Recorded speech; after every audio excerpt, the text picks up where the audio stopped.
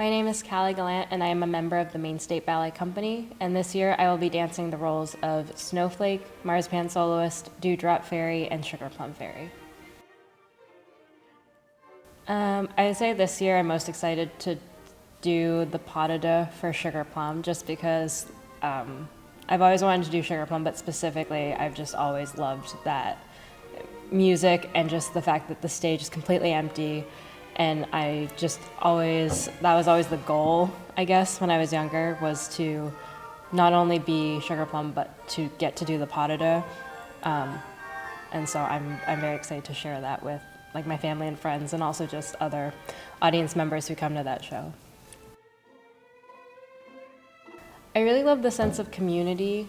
I think around that time of year, whether it's just being with the other dancers, or getting to even just interact with some of the orchestra members, or the family and friends that come to see the show, and even my students I teach, or the other people I don't know but that come up to me after the show. I think it's a really special time.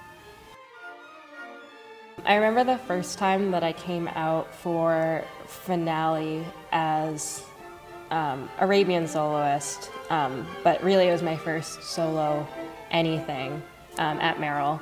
And I remember being on my partner's shoulder, and just, Merrill is huge, but I remember the very specific special feeling of, okay, I'm in the front for the first time, sort of on my own, even though I have a partner, and I am in the air. And I remember getting to look out at the balcony and realizing, I don't know, sort of the scale, and it was a very different perspective that really was kind of a turning point of this is an important moment, and a kind of turning point in I don't know, my dancing career, I guess, of this is going to be a special moment I look back on. And it was just very happy because I remember getting to see all my friends in finale who are already on the stage smiling at me because they knew it was one of my first big things.